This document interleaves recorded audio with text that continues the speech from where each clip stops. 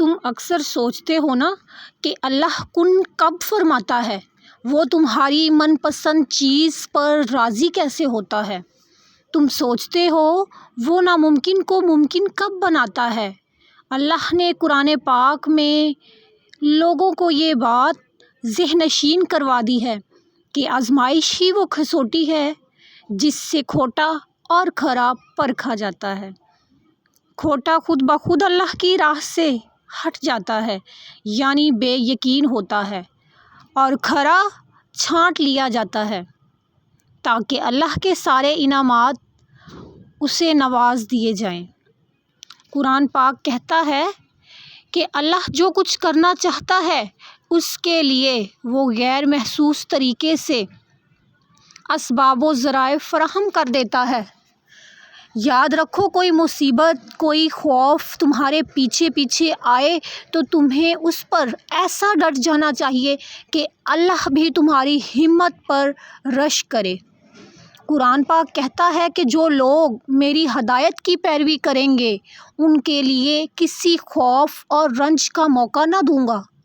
اللہ تعالیٰ فرماتا ہے کہ جب میرے بندے مجھ سے میرے بارے میں پوچھیں تو انہیں بتا دو کہ میں بہت قریب ہوں، اور جب وہ مجھ سے رجوع کرتے ہیں تو میں انہیں ہرگز خالی ہاتھ نہیں چھوڑتا۔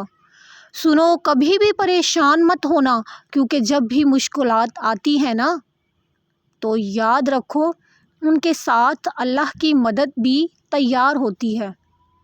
جب مشکل میں تم اللہ کے ساتھ ہوتے ہو نا تو وہاں ہمیشہ امید کی راہ بھی روشن ہوتی ہے۔ تم میری یہ بات ہمیشہ یاد رکھنا کہ اللہ تمہاری خواہش کو کبھی بھی تبدیل نہیں کرتا، بلکہ وہ تمہارے صبر کی پرورش کرتا ہے۔ اللہ تمہاری دعوت کی آواز کو کبھی بھی نظر انداز نہیں کرتا، وہ صرف تمہارے صبر کو ٹیسٹ کر رہا ہوتا ہے۔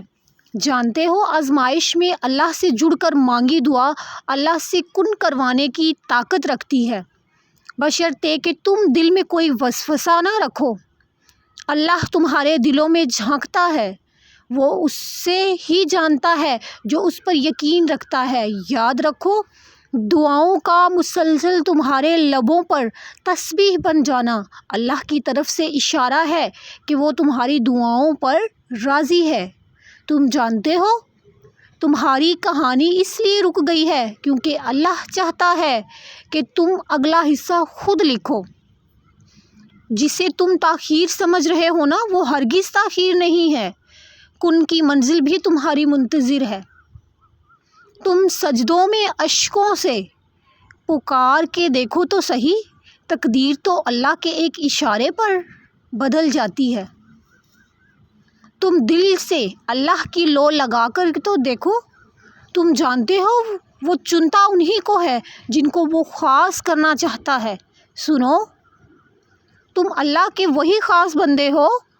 جب اتنا یقین سے مانگا ہے پھر غم کس بات کا۔ یہ بات بھی کتنا سکون دیتی ہے نا کہ روتے ہوئے خالق دیکھ رہا ہوتا ہے۔ جب دل تمہارا تھک جائے تو جان لینا کہ آسمان سے تمہاری مدد کے لیے قبولیت کا دروازہ کھولنے ہی والا ہے۔ سنو، اگر تم انتظار کرتے کرتے پوری طرح ٹوٹ چکے ہو نا تو اللہ کا ذکر کرتے ہوئے دعا کرنا، اس سے انسان کی روح کو بہت طاقت ملتی ہے جو تمہیں کبھی بھی ٹوٹنے نہیں دے گی۔ تم جانتے ہو، جو انسان اپنے دل کی گہرائیوں سے شدت سے دعا کرتا ہے نا تو وہ اللہ کے نزدیک سب سے قریب ہو جاتا ہے۔ اپنے رب سے اس وقت تک دعا مانگنی چاہیے قبولیت میں سب سے آگے ہوتی ہے۔ ایک بات بتاؤں تمہیں، جو لوگ اللہ سے رو رو کر دعا مانگتے ہیں انہیں کبھی بھی اپنے نصیب پر رونا نہیں پڑتا۔ اگر تمہاری کوئی چیز چھن جائے تو اس پر کبھی غم نہ کرنا، کیونکہ یہ بھی ہو سکتا ہے کہ تم ایک گلاب کے طلبگار ہو اور اللہ نے پورا باغ تمہارے نصیب میں لکھ رکھا ہو۔ اللہ کے راضی ہو جانے کی ایک نشانی یہ بھی ہے کہ جب تم مشکلات کے باوجود صبر کے ساتھ اللہ پہ یقین کر لیتے ہو تو تمہاری دعائیں ضرور سنی جاتی ہیں۔ اگر تمہارا دل بار بار اللہ سے ایک ہی دعا مانگ رہا ہے تو بالکل ممکن ہے کہ وہی تمہارے نصیب کا حصہ ہو۔ تم دعا مانگتے رہنا، کیونکہ اس سے اپنے بندے کے اٹھے ہاتھوں کی لاج رکھنا خوب آتا ہے۔ اگر تمہارا دل اللہ سے تہجد میں دعا مانگ رہا ہے تو یہ ایک خاص اشارہ ہے کہ اللہ اس دعا کو ضرور قبول فرماتا ہے۔ نبی کریم صلی اللہ علیہ وسلم نے فرمایا، انسان کا خدا کے نزدیک ایک ایسا درجہ ہے جسے انسان صرف ایک عمل کے ذریعے ہی حاصل کر سکتا ہے۔ وہ تمہیں آزمائش سے گزار کر عن قریب تمہیں اس کا بہترین اجر دینے والا ہے کہ تم حیران رہ جاؤ گے۔ سنو، اگر تمہیں کوئی بات بہت تکلیف دے رہی ہو یا بہت نقصان دیتا ہو تو وہ تب بھی تمہارے دل سے اس کا خیال نہیں نکلتا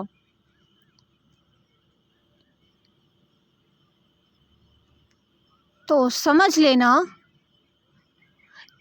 وہ آپ کی انگلی اٹھنے کا انتظار نہیں کرے گی، بلکہ اپنا راستہ بدل کر اپنی منزل کی طرف چل پڑے گی۔ یاد رکھو، جب راستے اور منزل انہی کو ملتے ہیں جو اپنا راستہ بدل کر اپنی منزل کی جانب اپنے رب پر بھروسہ کر کے اپنا سفر اس کے حوالے کر دیتے ہیں۔ اللہ فرماتا ہے کہ وہ بھی مجھے